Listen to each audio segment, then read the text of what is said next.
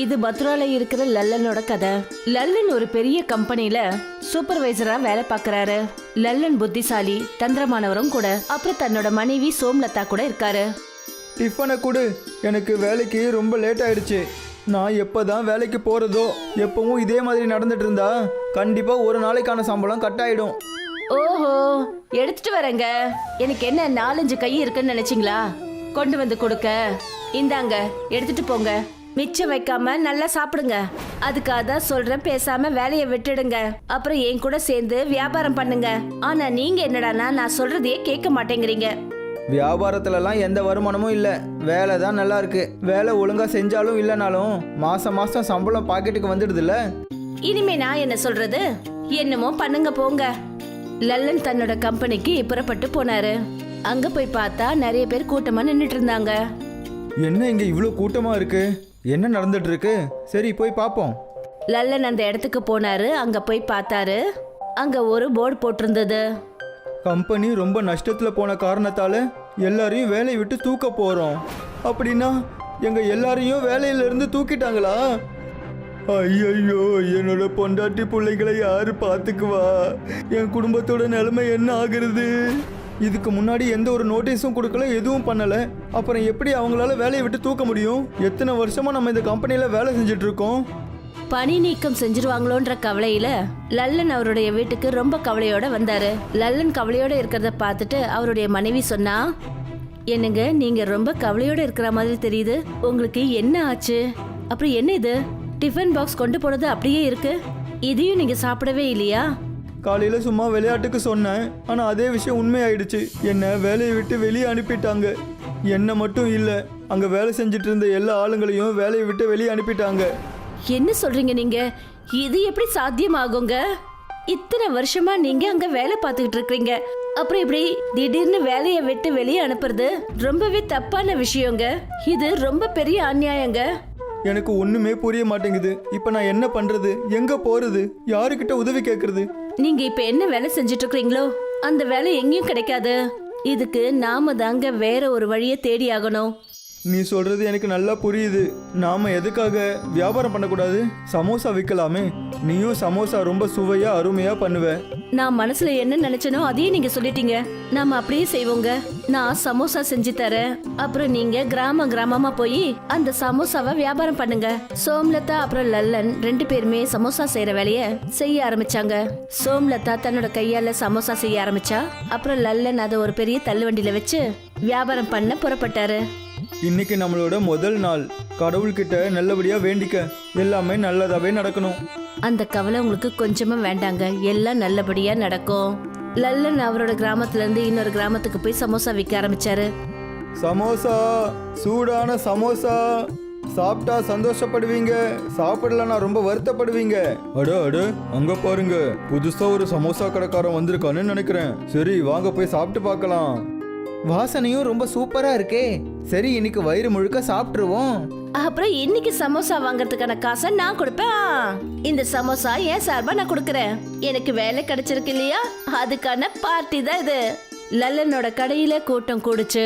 அப்புறம் கொஞ்ச நேரத்திலேயே முதல் நாளே அவர் கொண்டு போன சமோசா மொத்தமும் கொஞ்ச நேரத்துல வித்து போச்சு. லல்லனுக்கு ரொம்ப சந்தோஷம். ஆனா இன்னொரு பக்கம் சமோசா நொறுக்கு தீனி விக்கிற கடையில நஷ்டமாக ஆரம்பிச்சது. அப்போ சோம்நாத்தும் நித்தினும் பேசிக்கிட்டாங்க. இன்னைக்கு இந்த சமோசா கடைக்காரனால என்னோட சமோசா ஒன்று கூட விற்கவே இல்லை. எல்லாமே நஷ்டம்தான். உன்னோடது சமோசா மட்டும்தான். என்னோட கடையில் எல்லாமே அப்படியே இருக்கு. இவன் திடீர்னு எங்கிருந்து வந்தான்? நம்மளோட வியாபாரத்தையே மொத்தமாக கெடுத்துட்டான்.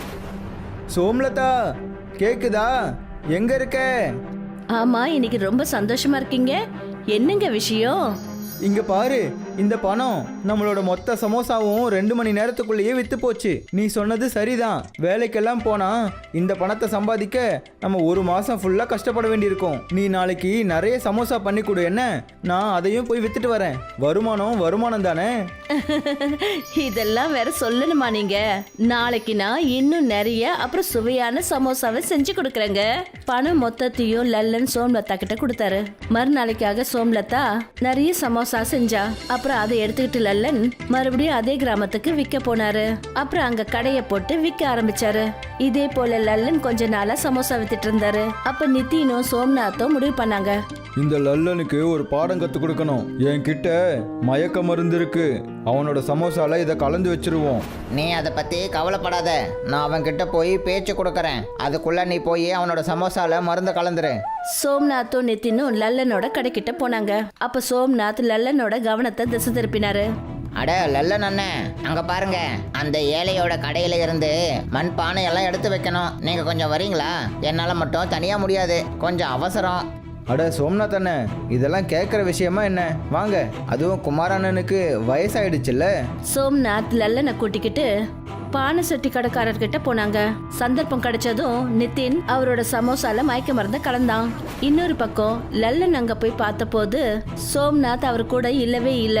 அப்ப அவர் அந்த பானை சட்டிக்காரர்கிட்ட சொன்னாரு, ஐயா, என்ன விஷயம்? உங்களோட கடையில இருந்து ஏதோ பெரிய மண்பானையை எடுத்து வைக்கணுமா?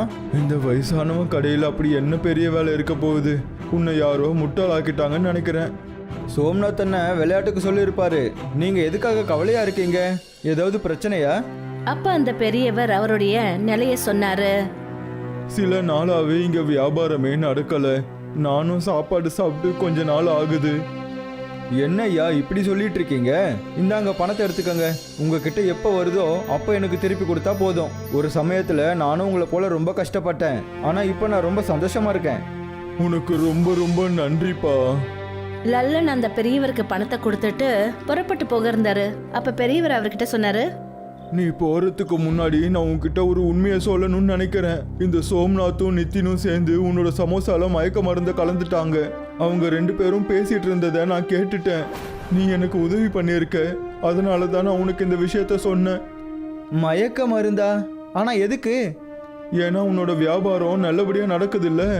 பெரியவர் அவர்கிட்ட எல்லா விஷயத்தையும் சொன்னாரு. அப்புறம் சொன்னாரு, என்னோட சார்பா இந்த உதவியை ஏத்துக்க. இதுல இருக்கிற மண்ணை எடுத்துக்கிட்டு போ. இந்த மண்ணுல அப்படி என்ன இருக்குதுங்க ஐயா? பார்க்கறதுக்கு தான் இது சாதாரண மண்ணு. நீ இன்னில இருந்து இந்த மண்ணுலயே சமோசாக்களை செய்யி, மண்ணுலையும் புதைச்சி வை. அப்புறம் பாரு, எப்போலாம் நீ சமோசா செய்யறியோ அது மாய சமோசாவாயிடும். மண்ணு தீர்ந்து போயிடுச்சுன்னா நீ மறுபடியும் அங்கிருந்து மண் எடு. இந்த மண்ணு சமோசா சாப்பிட்டாங்கன்னா ஜனங்க மறுபடியும் வந்து இந்த சமோசா கேட்பாங்க. லல்லனும் அதே போல செஞ்சாரு. அந்த மண்ணையும் தன்னோட வண்டி கடையையும் எடுத்துக்கிட்டு அவர் தன்னோட வீட்டுக்கு வந்தாரு. நடந்த எல்லா விஷயங்களையும் சோம்லதா கிட்ட சொன்னாரு. மணல் சமோசாவா? என்னங்க அது? அத நானும் செஞ்சு பார்க்க விரும்புறேன். அப்புறம் என்ன யோசிச்சுக்கிட்டு இந்த மாய மண்ணை வச்சுக்கிட்டு நம்ம மாய மண் சமோசா செய்யலாம். சோமு அந்த சமோசாவில உருளைக்கிழங்கு மசாலாவை சேர்த்து தயாரா வச்சுட்டாரு. லல்லன் அந்த மண்ணை குழியில போட ஆரம்பிச்சாரு. அப்புறம் அங்கேயே சமோசாவை புதைச்சு விறகு போட்டு தீ மூட்டினாரு. அந்த நெருப்பு தணல்ல சமோசா வேக ஆரம்பிச்சது. அதோட வாசனை நாலாபுறமும் பரவுச்சு. இதோட வாசனை ரொம்ப சுவையாவும் ஆனந்தமாவும் இருக்குங்க. இந்த சமோசா நிச்சயமா சுவையா இருக்குங்க. எனக்கும் அந்த வாசனை நல்லா தெரியுது. மாய மண்ணோட மணல் சமோசா ரொம்பவும் சுவையா இருந்தது. அந்த மணல் சமோசாவை எடுத்துக்கிட்டு லல்லன் வியாபாரம் பண்ண போனாரு. மண் சமோசா வாங்கிக்கங்க, மண் சமோசா வாங்கிக்கங்க. அட, மண் சமோசானா என்னவா இருக்கும்? சரி, ஒரு தடவை போய் சாப்பிட்டு பார்ப்போம். நானும் போய் சாப்பிட போறேன். மணல் சமோசான்னு கேட்ட உடனே எல்லாரும் அந்த மணல் சமோசாவை சாப்பிட லைன்ல நின்னாங்க. அப்புறம் லல்லனுக்கு பயங்கரமா வியாபாரம் நடந்தது. அதிகமான வியாபாரம் நடந்ததுனால நித்தினும் சோம்நாத்தும் அவங்க கடையை மூட வேண்டியதாயிடுச்சு. அப்புறம் லல்லனோட மாய மணல் சமோசா அதிகமா விற்பனாச்சு. அதனால அவருடைய குடும்பம் ரொம்ப சந்தோஷமா இருந்தாங்க. ஒரு கிராமத்துல ஆகாஷ் விகாஸ்னு 2 நண்பர்கள் இருந்தாங்க.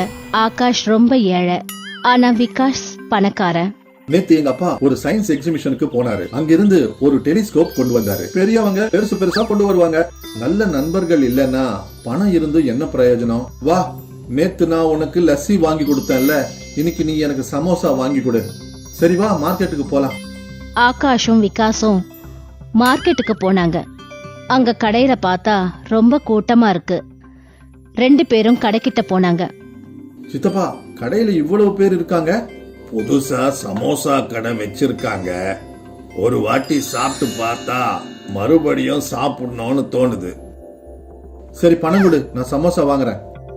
வேணாம், உனக்கு மட்டும் நீ வாங்கிக்கோ, எனக்கு வயிறு சரியில்லை. ஆகாஷ் அந்த சமோசாவை வாங்க போனான். அப்போ விகாஸோட பார்வை சமோசா விக்கிறவர் மேல பட்டுச்சு. விகாஸ் சமோசா விக்கிறவர் மேல சந்தேகத்தோட பார்த்தான். ரொம்ப கஷ்டப்பட்டு ஒரு சமோசா கிடைச்சது. சூப்பர், இந்த மாதிரி சமோசா நான் சாப்பிட்டதே இல்ல. நீயும் சாப்பிட்டு பாரு. ஒரு வாட்டி சாப்பிட்டா மறுபடியும் கேப்ப. இந்த கடை பேர் பார்க்கலாம். நான் நாளைக்கும் வந்து இங்க சாப்பிட போறேன். ஆகாஷ் அந்த கடையோட பேரை பார்க்கறான். அந்த கடையோட பேரு மந்திர சமோசா. நீ ஒரு விஷயம் பாத்தியா? என்ன, எல்லாரும் அந்த சமோசா விக்கிறவர் புகழ்ந்து தள்ளுறாங்க. அப்படிதான் சொல்றாங்க, ஒரு வாட்டி சாப்பிட்டா மறுபடியும் சாப்பிடுறேன்னு. எனக்கு மட்டும் இந்த மந்திர சமோசாவுல ஏதோ ரகசியம் இருக்குன்னு சந்தேகமா இருக்கு. டிடெக்டிவ் புக்ஸ் படிச்சு படிச்சு உன் மூளை கெட்டு போச்சு. வா, வீட்டுக்கு போகலாம். இருட்டிடுச்சு, மழை கூட வரா மாதிரி இருக்கு. ஆகாஷும் விகாஸும் 2 பேரும் அவங்க வீட்டுக்கு போனாங்க. மறுநாள் ஆகாஷ் தூங்கி எழுந்த உடனே அவனுக்கு அந்த மந்திர சமோசா கடையில சமோசா சாப்பிடணும்னு மனசுல தோணுச்சு. கட்டிலுக்கு கயிறு பின்றது ஆகாஷோட பரம்பரை தொழில். தம்பி, ராம்பால் அவருடைய கட்டில கொடுத்துட்டு போயிருக்காரு. அத சாதா கைத்துல தான் பின்னணும். அப்பா, நான் சமோசா சாப்பிட்டு வரேன். ஆகாஷ் கட்டிலுக்கு கயிறு பின்ன உக்காந்தான். ஆனா அவனுக்கு வேலை செய்யறதுக்கே மனசு வரல. 2-3 நாள் வரைக்கும் ஆகாஷோட அப்பா ஆகாஷை எதுவுமே சொல்லல. ஆனா அதுக்கப்புறம் ஒரு நாள் விடிஞ்சதும் ஆகாஷ் சமோசா சாப்பிட போய்கிட்டு இருந்தான். அப்ப அவனோட அப்பா அவனை தடுத்தாரு. நீ என்ன அந்த சமோசாவை டெய்லி சாப்பிடுற? அந்த சமோசாவை சாப்பிட்டு சாப்பிட்டு உன் வயிறு பாழாயிடுச்சு. நீ இந்த மாதிரி சமோசா சாப்பிட மாட்டியே. ஆனா 2-3 நாளாவே ரொம்ப சாப்பிட்டுட்டு இருக்க. இன்னைக்கு நான் உன்னை போக விட மாட்டேன். ஆனா அப்பா, நான் அந்த சமோசா சாப்பிடாம இருக்க முடியாது. ஆகாஷோட அப்பா ஆகாஷோட கைய பிடிச்சாரு. ஆனாலும் ஆகாஷ் நிக்கவே இல்லை. நண்பர்களே, என் பையனுக்கு பைத்தியம் பிடிச்சிருக்கு. அவனை நிறுத்த கொஞ்சம் உதவி செய்றீங்களா? ஆகாஷோட அப்பா ஆகாஷோட கைய பிடிக்க, அவனுடைய அப்பா கைய இன்னொருத்தர் பிடிக்க, அந்த இன்னொருத்தர் கைய இன்னொருத்தர் பிடிக்க, அவரை 3ஆவதா ஒருத்தர் பிடிக்க, அந்த 3ஆவதா இருக்கிறவரை 4ஆவதா ஒருத்தர் பிடிக்க, இப்படியே ஒரு செயின் மாதிரி ஒருத்தர் கைய பிடிச்சிட்டு நின்னாங்க. அப்புறம் ஆகாஷ் அவனுடைய அப்பா கைய உதறி விட்டுட்டு போக அந்த மொத்த செயினும் உடைஞ்சி எல்லாருமே கீழே விழுந்துட்டாங்க. ஆகாஷும் அன்னைக்கு அந்த கடைக்கு போய் சமோசா சாப்பிட்டான். மறுநாள் ஆகாஷோட அப்பா விகாஸ பாக்குறதுக்காக வீட்டுக்கு போனாரு. தம்பி விகாஸ், ஆகாஷுக்கு என்ன நடக்குதுன்னே தெரியல. மார்க்கெட்ல மந்திர சமோசா கடை வச்சிருக்காங்களாம். அடிக்கடி சமோசா சாப்பிடறதுக்கு அங்க போயிடுறான் அவன். நீங்க கவலைப்படாதீங்க அங்கிள், நான் எல்லாத்தையும் பாத்துக்கிறேன். அன்னைக்கு ராத்திரி அந்த மந்திர சமோசா கடைய மூடிட்டு அந்த கடையோட முதலாளி வீட்டுக்கு புறப்பட்டு போகும்போது விகாஸ் அவரை தூரத்துல இருந்து கண்காணிச்சான். அதுக்கப்புறம் அவரை ஃபாலோ பண்ணி பின்னாடியே போனான். கூடிய சீக்கிரத்துல இந்த ஊர்ல இருக்கிறவங்களுக்கு எல்லாம் நம்ம சமோசா பழக்கமாயிடும். அப்ப நாம பெரிய பணக்காரங்களாயிடலாம். கிராமத்து ஜனங்க எல்லாம் விட்டாளுங்க. நீங்க ஒரு கெமிஸ்ட்னு அவங்களுக்கு தெரியாது. அந்த சமோசாவில நீ போதை மருந்து கலந்திருக்க. அதான் எல்லாரும் சமோசாக்கு அடிமையாயிட்டாங்க. மெதுவா பேசு, யாராவது கேட்டா நம்ம அவ்வளவுதான். விகாஸ் அவங்க பேசினது எல்லாத்தையுமே கேட்டுட்டான். மறுநாள் கிராமத்துல சில பேரை கூட்டிக்கிட்டு விகாஸ் அந்த மந்திர சமோசா கடைக்கு வந்தான். என்ன சமாச்சாரம்? எல்லாரும் இங்க வந்திருக்கீங்க. அத நாங்க உனக்கு அப்புறமா சொல்றோம். பெரியப்பா, முதல்ல நீங்க சமோசாவை சாப்பிடுங்க. ஊர் தலைவர் அந்த சமோசாவை சாப்பிட்டாரு. இப்போ எனக்கு இன்னும் சமோசா சாப்பிடணும்னு தோணுது. உண்மையை சொல்லு, நீ உன் சமோசால என்ன கலக்குற? கிழங்கு மசாலா தான் நான் கலக்குறேன். நீங்களும் பாருங்களேன். உண்மையை ஒத்துக்கலன்னா உடனே போலீஸை கூப்பிடுவேன். போலீஸ்னு சொன்ன உடனே கடை முதலாளி ரொம்ப பயந்துட்டாரு. அதுக்கப்புறம் எல்லா உண்மையையும் அவரு ஒத்துக்கிட்டாரு. என்ன மன்னிச்சிடுங்க, என் வியாபாரத்தை பெருக்கிறதுக்கு நான் சமோசாவில மயக்க மருந்து கலக்குறேன். அதனால எல்லாரும் என் சமோசாவுக்கு அடிமையாயிடுறாங்க. அப்போ அவங்க என் கடைக்கு சமோசா சாப்பிட வந்துகிட்டே இருப்பாங்க. விகாஸ் உடனே போலீஸ்க்கு ஃபோன் பண்ணான். போலீஸ் வந்து அந்த கெமிஸ்டை அரெஸ்ட் பண்ணாங்க. அதுக்கு தான் நான் உங்களோட நிறைய வாட்டி சொல்லியிருக்கேன், வெளிய பொருளை நிறைய சாப்பிடக்கூடாதுன்னு.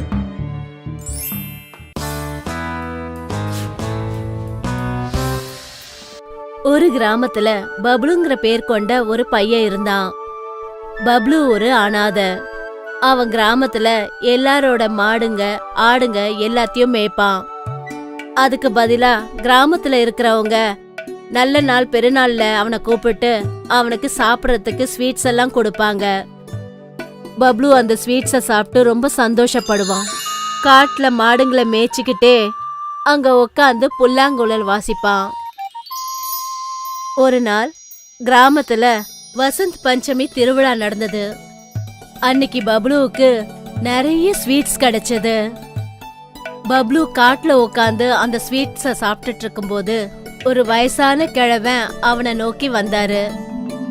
தம்பி, 4 நாளா ஒன்னும் சாப்பிடல, ரொம்ப பசி எடுக்குது, சாப்பிடுறதுக்கு ஏதாவது கொடுக்கறியா? பப்ளு அவன் கிட்ட இருந்த பாதி ஸ்வீட்ஸ அந்த வயசான கிழவன் கிட்ட கொடுத்தான். அந்த வயசானவர் அந்த ஸ்வீட்ஸ வாங்கின உடனே அவரு ஒரு வனதேவனா மாறினாரு. நீ ரொம்ப நல்ல பையன் பப்ளு. நீ சாப்பிடுறத கூட யோசிக்காம எனக்கு அதுல இருந்து பாதி கொடுத்துட்டியே, எனக்கு ரொம்ப சந்தோஷமா இருக்கு. உனக்கு நான் 4 பொருள் கொடுக்கறேன், அது உனக்கு கஷ்ட காலத்துல உதவியா இருக்கும். அந்த வனதேவன் பப்ளுவுக்கு 3 கூடை கொடுத்தாரு. மொத கூடையில காத்து இருக்கு, 2வது கூடையில தண்ணி இருக்கு, 3வது கூடையில நெருப்பு இருக்கு. இப்படி சொன்னதுக்கு அப்புறம் அந்த வனதேவன் அங்கிருந்து மறைஞ்சு போனாரு. அவர் எனக்கு சொன்னப்போ 4 பொருள் இல்ல கொடுக்கறேன்னாரு. ஆனா இப்போ 3 தான் கொடுத்துருக்காரு. பரவாயில்ல. பப்ளு அவங்க கிட்ட இருந்த மீதி ஸ்வீட்ஸ சாப்பிட முடியல. அந்த ஸ்வீட்ஸ பூமியில புதைச்சு வச்சுட்டு அங்கிருந்து அவன் கிளம்பினான். பப்ளு மறுநாள் அந்த இடத்துக்கு வந்த போது அப்ப அவன் என்ன பார்த்தானா, அவன் எந்த இடத்துல அந்த ஸ்வீட்டை புதைச்சு வச்சானோ அந்த இடத்துல ஒரு ஸ்வீட் மரமே வளர்ந்திருந்தது. அந்த மரத்துல நிறைய ஸ்வீட்ஸ் இருந்தது. ஒருவேளை இது அந்த வனதேவதை கொடுத்த வரமா இருக்குமோ? பப்ளு அந்த மரத்து மேல ஏறினான். அதுக்கப்புறம் அங்க இருந்த ஸ்வீட்ஸ சாப்பிட்டான். அந்த சமயம்னு பார்த்து அந்த காட்டுல ஒரு வயசான ராட்சசி வந்தா. அவ அந்த பப்ளுவ பார்த்தா. அடடா, இன்னைக்கு நமக்கு ஒரு அற்புதமான இரை கிடைச்சிருக்கு. இத நான் நல்லா சமைச்சு அப்படியே சுவையா சாப்பிடுவேன். ஆனா அதுக்கு முன்னாடி அவனை அந்த மரத்தை விட்டு இறக்கணும். அந்த கிழவி ராட்சசி ஒரு அழகான பெண் உருவம் எடுத்துக்கிட்டு அந்த ஸ்வீட் மரத்துக்கு பக்கத்துல போய் நின்னா. பப்ளு கிட்ட அவ சொல்றா, அட பப்ளு கண்ணா, மரத்துல இவ்ளோ ஸ்வீட்ஸ் இருக்கு. நீ கொஞ்சம் ஸ்வீட்ஸ பறிச்சு எனக்கும் கொஞ்சம் கொடுத்தீனா நானும் சாப்பிடுவேன்ல. நான் ஸ்வீட்டை கீழே போடுறேன், நீ சாப்பிட்டுடு. அட என்னப்பா நீ, அந்த ஸ்வீட்ஸ பறிச்சு நீ கீழே போட்டினா அது எல்லாமே மண்ணு பட்டு போயிடும்ல. சரி, உன் புடவை எப்படி? நான் ஸ்வீட்டை போடுறேன். கண்ணா, என்னோட புடவெல்லாம் அழுக்கா போயிடுமே. அதுல எனக்கு அவ்வளோலாம் வேண்டாம். எனக்கு கொஞ்சமா ஸ்வீட்ஸ் பறிச்சு கொடு போதும்.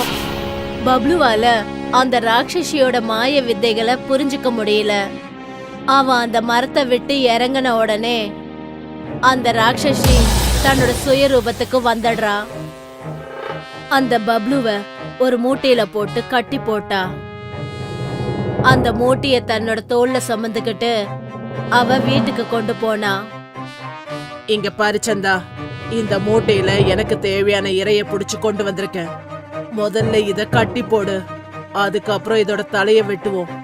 அத நல்லா சமைச்சு வை, அதுவும் நல்ல மசாலா போட்டு சமை. நான் போய் குளிச்சிட்டு வரேன். அந்த ராட்சசி குளிக்கிறதுக்காக போனா. அந்த பொண்ணு அந்த மூட்டைய திறந்தப்ப அதுக்குள்ள அவ பாக்குறா, ஒரு அழகான பப்ளுங்கிற பேர் கொண்ட பையன் இருந்தான். அந்த பப்ளு மேல அவளுக்கு ஒரு கருணை ஏற்படுது. 2 பேருக்குள்ள கொஞ்ச நேரம் பேச்சுவார்த்தை நடந்துச்சு. இந்த ராட்சசிக்கும் எனக்கும் எந்த சம்பந்தமும் இல்ல. ரொம்ப வருஷத்துக்கு முன்னாடி எங்க அம்மாவை பிடிச்சு அவ கொண்டு வந்தா. அந்த சமயம் நான் எங்க அம்மாவோட வயித்துல இருந்தேன். இந்த இடத்துலதான் நான் பிறந்தேன். எங்க அம்மாவை அந்த ராட்சசி சாப்பிட்டா. என்ன அந்த ராட்சசி அடிமையாக்கிட்டா. அவளுக்கு தேவையான வேலைகள் எல்லாத்தையும் என்ன வச்சே செய்ய வைப்பா. பப்ளுவும் சந்தாவும் 2 பேரும் சேர்ந்து அந்த ராட்சசி வீட்டை விட்டு ஓடினாங்க. அந்த ராட்சசி குளிச்சிட்டு வந்து பார்த்தபோது அந்த இடத்துல சந்தாவையும் காணோம், அந்த பையனையும் காணோம். அவங்க 2 பேரும் சேர்ந்து ஓடி போயிட்டாங்கன்னு நினைக்கிறேன். ராட்சசி அவங்கள பின்தொடர்ந்து ஓடினா. சந்தா பின்னாடி திரும்பி பார்த்தா அந்த ராட்சசி நம்ம பின்னாடியே வந்துட்டு இருக்கா. இப்ப என்ன பண்றது? அப்பதான் பப்ளுவுக்கு வனதேவன் கொடுத்த 3 கூட ஞாபகம் வந்துச்சு. நீ பயப்படாத, நான் அந்த பேயை இப்பவே அனுப்பிடுறேன். பப்ளு முதல்ல என்ன பண்ணானா, புயல் இருக்கிற அந்த கூடைய முதல்ல திறந்தான். ஆனா ராட்சசிய அந்த புயலை வச்சு எதுவுமே அவனால பண்ணவே முடியல. மறுபடியும் அவங்கள அவ பின்தொடர்ந்தே வந்தா. பார்க்க போனா இது நிக்கிற மாதிரியே இல்லையே. அதுக்கப்புறம் பப்ளு மழை கொண்ட அந்த கூடைய அவன் திறந்தான். பனிக்கட்டியால ராட்சசிக்கு நல்ல அடிபட்டும் அவங்கள பின்தொடர்றத அவன் விடவே இல்லை. 2 பேரும் ஓடிக்கிட்டே அவங்க கிராமத்துக்கு வந்து சேர்ந்தாங்க. கிராமத்து ஜனங்க எல்லாம் அவங்க கிட்ட வந்து அவங்க கிட்ட கேக்குறாங்க, என்னாச்சு பசங்களா, ஏன் ஓடுறீங்க? அந்த கிழட்டு பேய் எங்க 2 பேரையும் துரத்துது. ஆட, நாங்க கூட அந்த பேய் செய்யறதெல்லாம் பார்த்து ரொம்ப பயந்துகிட்டு கிடக்குறோம். சந்தா, இனி நம்ம அந்த பேயை கொண்டுதான் ஆகணும் போல இருக்கு. ஊர்ல இருக்கிறவங்க எல்லாம் அதை பார்த்து பயப்படுறாங்க. ஒருவேளை நாம அதை கொல்லலைன்னா அது நம்மளை கொண்டுடும் போல இருக்கே. அப்புறம் பப்ளு கடைசியா அவன் கிட்ட இருந்த நெருப்பு கூடைய திறக்கிறான். அந்த கிழவி ராட்சசி அந்த இடத்துல எரிஞ்சு சாம்பலானா. அந்த சமயம் அந்த கிராம தலைவரும் அந்த இடத்துக்கு வந்தாரு. பசங்களா, நீங்க ரொம்ப நல்ல வேலை செஞ்சீங்க. அந்த பேய்கிட்ட இருந்து இந்த ஊர்ல இருக்கிறவங்களெல்லாம் காப்பாத்திட்டீங்க. இந்த ஊர்ல இருக்கிற மாடு எல்லாத்தையும் அது சாப்பிட்டுடுச்சு. உங்களுக்கு பரிசா நான் ஒரு வீட்டை கொடுக்கறேன். அந்த கிராமமே சேர்ந்து பப்ளுவுக்கும் சந்தாவுக்கும் கல்யாணத்தை பண்ணி வைக்கிறாங்க. அதுக்கப்புறம் பப்ளுவும் சந்தாவும் தனக்குன்னு ஒரு குடும்பத்தை ஏற்படுத்திக்கிட்டு ரொம்ப சந்தோஷமா வாழ்ந்தாங்க. இன்னைக்கு கூட மாலதியோட வீட்ல சாப்பிட்றதுக்கு ஒண்ணுமே இல்ல. மாலதி ரொம்ப வயசானவங்க, அவங்க தனியா வாழ்ந்துட்டு இருக்காங்க. அவங்களுக்குன்னு யாருமே இல்ல. என்னைக்காச்சும் யார்கிட்ட இருந்தாவது உதவி கிடைச்சா அவங்களோட வயிறு நிறையும், இல்லனா வெறும் வயிறோடவே இருக்க வேண்டியிருக்கும். இன்னைக்கு என்னவோ நான் வெறும் வயிறோடவே தூங்கணும் போல. பக்கத்து வீட்டு சுரேஷ் கூட இன்னைக்கு வரவே இல்ல. எனக்கு உதவி கிடைக்கும்ன்ற நம்பிக்கையே இல்ல. மாலதி இப்படி யோசிச்சுக்கிட்டே தூங்க போயிட்டா. அப்பதான் யாரோ அவங்களோட வீட்டு கதவை தட்டினாங்க. மாலதி எந்திரிச்சு போய் அவளோட வீட்டு கதவை திறந்தா. அங்க ஒரு சின்ன குழந்தை ஒரு பைய அப்புறம் ஒரு பானைய புடிச்சுக்கிட்டு நின்னுட்டு இருந்தா. அட கண்ணு, நீ யாருமா? இவ்ளோ ராத்திரி நேரத்துல என்னோட வீட்டு வெளியில என்னம்மா பண்ற? உன்னோட அம்மா அப்பா எங்க? என் பேரு தேவி. நான் உங்களுக்கு உதவி செய்ய வந்திருக்கேன். நீங்க பசியோட தூங்க கூடாதுன்னு நான் உங்களுக்காக சாப்பாடு செய்யறதுக்கான சில பொருட்களையும் கிண்ணங்களையும் எடுத்துட்டு வந்திருக்கேன். மாலதி எல்லா பொருட்களையும் எடுத்துக்கிட்டா. அதை எல்லாத்தையும் உள்ள வைக்கிறதுக்கு போனா. ஆனா மாலதி அந்த பொருட்களை உள்ள வச்சுட்டு வந்து பார்த்தா அந்த சின்ன பொண்ணு அங்க இல்ல. அந்த சின்ன குழந்தை இவ்ளோ ராத்திரி சமயத்துல எங்க போயிருப்பான்ட்டு மாலதிக்கு ரொம்பவே ஆச்சரியமா இருந்தது. அப்புறம் அவ வீட்டுக்குள்ள வந்து சாப்பாடு செய்ய தொடங்கினா. அந்த குழந்தை எடுத்துட்டு வந்த கிண்ணங்கள்ல தான் மாலதி கிச்சடிய தயார் செஞ்சுட்டு இருந்தா. அவ அது சாப்பிட்டதுமே அவளோட வயிறு நிறைஞ்சிடுச்சு. ஆனா அதிசயமா அந்த கிச்சடி தீரவே இல்ல. அவ எவ்வளவு சாப்பிட்டாலும் அந்த பானையில கிச்சடி திரும்ப திரும்ப வந்துட்டே இருந்தது. அட, இந்த கிச்சடி முடியவே மாட்டேங்குதே. நான் எவ்வளவு சாப்பிட்டாலும் இந்த பானையில கிச்சடி திரும்ப திரும்ப வந்துட்டு இருக்கு. இதுல கண்டிப்பா ஏதோ மந்திரம் இருக்கணும். நான் இது மேல மூடிய வச்சிடுறேன். இப்போ எனக்கு ஒரு நல்ல தூக்கம் கிடைக்கும். மாலதி தூங்கிட்டா. அவ அடுத்த நாள் ஏந்திரிச்சு அவ அந்த பானைய இன்னொரு வாட்டி பார்த்தா. அதுல பார்த்தா அந்த பானை கிச்சடியால நிறைஞ்சிருந்தது. எனக்கு என்னவோ இது மந்திர கிச்சடின்னு தோணுது. இந்த பானையில கிச்சடி தீரவே மாட்டேங்குது. அந்த சின்ன குழந்தை யாருன்னே தெரியல. இந்த மந்திர பானைய எங்க இருந்து கொண்டு வந்தாளோ? இனிமே எனக்கு சாப்பாட்டுக்கு எந்த குறையும் இருக்காது. அதோடவே நான் அடுத்தவங்களுக்கும் சாப்பாட்டை கொடுக்கலாம். இனி நான் யாரையுமே வெறும் வயிறோட தூங்க விட மாட்டேன். மாலதி அந்த மந்திர பானைய வெளியில எடுத்துட்டு போய் அந்த ஊர்ல யாரெல்லாம் சாப்பாடு இல்லாம இருக்காங்களோ அவங்களுக்கு எல்லாருக்கும் சாப்பிடுறதுக்கு கிச்சடிய கொடுத்தா. அந்த வயசான மாலதி இப்படி எல்லாருக்கும் உதவி செய்யறத பார்த்து அவங்க பக்கத்து வீட்டுல இருக்கிற சுரேஷ் ரொம்பவே ஆச்சரியப்பட்டான். இதுல கண்டிப்பா ஏதோ ஏடாகூடம் இருக்குன்ட்டு அவனுக்கு புரிஞ்சிடுச்சு. மாலதி வீட்டுக்கு திரும்பறதுக்கு முன்னாடியே ராத்திரியில சரியான நேரமா பார்த்து சுரேஷ் வீட்டு ஜன்னல் வழியா மாலதியோட வீட்டுக்குள்ள புகுந்து அங்கேயே ஒளிஞ்சுக்கிட்டான். மாலதி வீட்டுக்கு திரும்ப வந்தா. அந்த கடவுளோட தயவால எப்பவுமே தீராத மாதிரியான ஒரு மந்திர கிச்சடி எனக்கு கிடைச்சிருக்கு. இதுக்கு முன்னாடி எனக்கே சாப்பிடுறதுக்கு வழி இல்லாம இருந்தது. ஆனா இப்போ அடுத்தவங்களுக்கும் சாப்பாடு கொடுக்க முடியுது. அதுவும் இல்லாம இந்த கிச்சடி ரொம்பவே ஆரோக்கியகரமாவும் இருக்கு, ருசியாவும் இருக்கு. சுரேஷ் மாலதியோட எல்லா பேச்சையும் கேட்டுக்கிட்டான். கிச்சடி பத்தி கேட்டதுமே அவனோட மனசுக்குள்ள பேராசை வந்துச்சு. இந்த கிழவி இன்னும் எத்தனை நாளுக்குன்னு உயிரோடு இருக்க போகுது? இந்த மந்திர பானை இவங்க கிட்ட இல்ல, இது என்கிட்ட இருக்க வேண்டியது. ஒருவேளை இந்த பானை என்கிட்ட இருந்துச்சுன்னா வாழ்க்கையில எனக்கு எப்பவுமே எந்த கஷ்டமும் வராது. எங்க வீட்டில் இருக்கிறவங்க சாப்பாட்டுக்கு வாழ்க்கை பூரா எந்த ஒரு கஷ்டமும் படமாட்டாங்க. நானும் சந்தோஷமா என் வாழ்க்கைய வாழலாம். சுரேஷ் அந்த பானைய எப்படியாவது திருடணும்ட்டு ஒரு பிளான போட்டுட்டான். மாலதி தூங்க போனதுமே சுரேஷ் தன்னோட ஒளிஞ்சிட்டு இருக்கிற இடத்துல இருந்து வெளியில வந்து அந்த மந்திர பானைய எடுத்துக்கிட்டான். அப்புறம் அவனோட வீட்டுக்கு எடுத்துட்டு போயிட்டான். அடுத்த நாள் காலையில மாலதி ஏந்திரிச்சு பார்த்தப்போ, அட, மந்திர கிச்சடிக்கான பானை எங்க போயிடுச்சு? நேத்து நான் இங்க தானே வச்சுட்டு போனேன். அது எங்க போயிடுச்சோ என்னவோ. இப்போ நான் எல்லாருக்கும் எப்படி உதவி செய்ய முடியும்? எனக்கு திரும்ப சாப்பாட்டுக்கு குறை ஏற்பட்டுரும். இன்னொரு பக்கம் சுரேஷ் அந்த மந்திர பானையே பார்த்துக்கிட்டு இருந்தான். அந்த பானையில கிச்சடி நிறைஞ்சிருந்தது. அவன் ஒரு ஸ்பூனை எடுத்துட்டு வந்தான். ஆனா சுரேஷ் அந்த பானைக்குள்ள ஸ்பூன் வச்சப்போ அந்த ஸ்பூனால எதுவுமே எடுக்க முடியல. கிச்சடி என்னவோ அங்க இருக்குதான், ஆனா அத அவனால எடுக்க முடியல. அட, இது என்ன அதிசயம்! இதுல இருந்து கிச்சடியை என்னால எடுக்க முடியல. இது ரொம்ப விசித்திரமா இருக்கே. அந்த கிழவிக்கிட்ட இருக்கும்போது இந்த பானை ஒழுங்கா தானே வேலை செஞ்சது. ஆனா என்கிட்ட வந்ததோ இதுக்கு என்ன ஆச்சு? சுரேஷ் திரும்ப திரும்ப அந்த பானையில இருந்து கிச்சடியை எடுக்க முயற்சி செஞ்சிட்டு இருந்தான். ஆனா அவனால எடுக்கவே முடியல. கடைசியில அவனுக்கு ரொம்பவே கோபம் வந்துச்சு. அவன் அந்த பானைய கீழே தூக்கி போட்டுட்டான். கீழே விழுந்ததுமே அந்த பானை சுக்கு நூறா போயிடுச்சு. அந்த கீழே விழுந்த சத்தம் மாலதியோட வீட்டு வரைக்கும் கேட்டது. அட, சுரேஷோட வீட்ல இருந்து இது என்ன சத்தம்? நான் போய் பாக்கறேன்.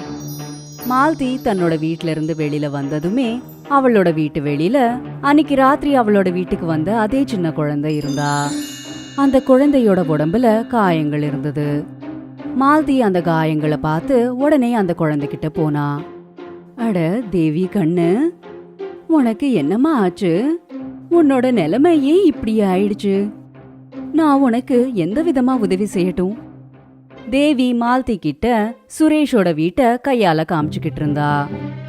மாலதி உடனே ஓடி போய் சுரேஷோட வீட்டுக்கு போனா. அங்க பார்த்தா அந்த பானை உடைஞ்சிருந்தது.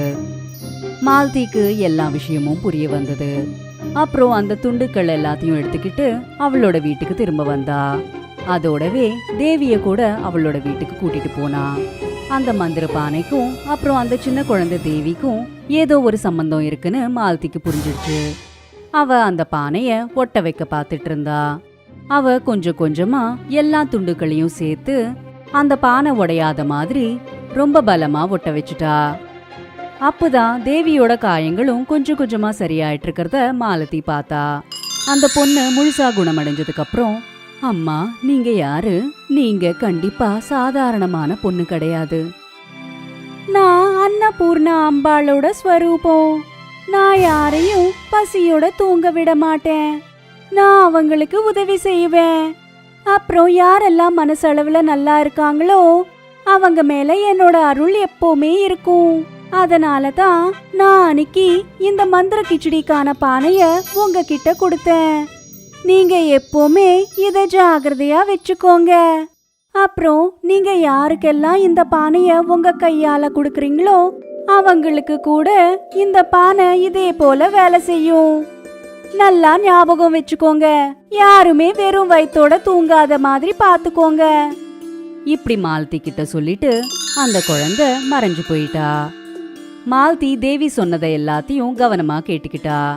அப்புறம் அந்த குழந்தை மறைஞ்சு போனதுமே அந்த இடத்துல கிச்சடி செய்யறதுக்கான பொருட்கள் இருக்கிறத மாலதி பார்த்தா. மாலதி திரும்ப அந்த பானையில கிச்சடிய சமைச்சா. அப்புறம் அவ கொஞ்சம் கிச்சடிய சாப்பிட்டு பசியால இருக்கிறவங்களுக்கு எல்லாருக்கும் கொடுத்தா. இந்த மாதிரி அவ வாழ்க்கை முழுக்க அடுத்தவங்களுக்கு உதவி செஞ்சுக்கிட்டே இருந்தா. பேராசை நிறைஞ்ச மனசால சுரேஷ் அந்த பானைய திருட பார்த்தான். அதனால அவன் கடைசியில ஏமாற்றம் அடைஞ்சான்.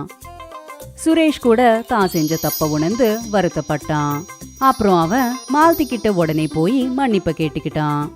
மாலதி அவனை மன்னிச்சுட்டா.